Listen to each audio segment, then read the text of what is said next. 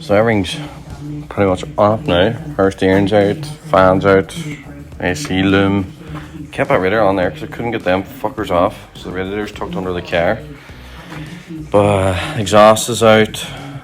Turbo's ready to go. I'll show you that in a second. There's just a coolant hose down here to come off, but I'll do that when I'm lifting the engine out. I think everything else is disconnected. Have to pull the loom with it too, that ECU. But here's the turbo, and look at this for a little bit of. There's a, I don't know if you can see it.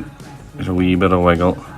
She turns free enough, and then there's a fucking skate there. So maybe that's due a recondition, but who knows? And there's a lot of oil coming from somewhere.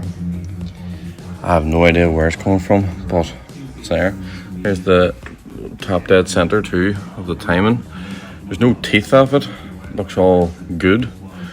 But again, there's oil sludge in here.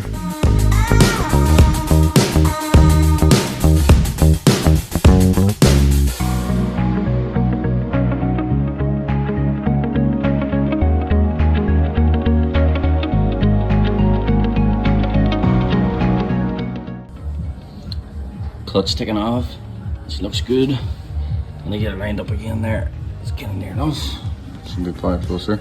Wanted to clean this engine. This gasket's not going to fit neither.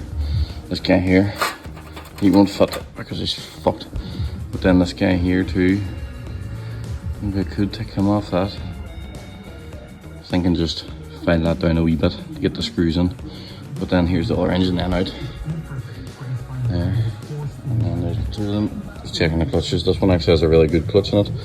Looks like that's the original clutch, not one. That's an upgraded one. And then here's the original Audi boy.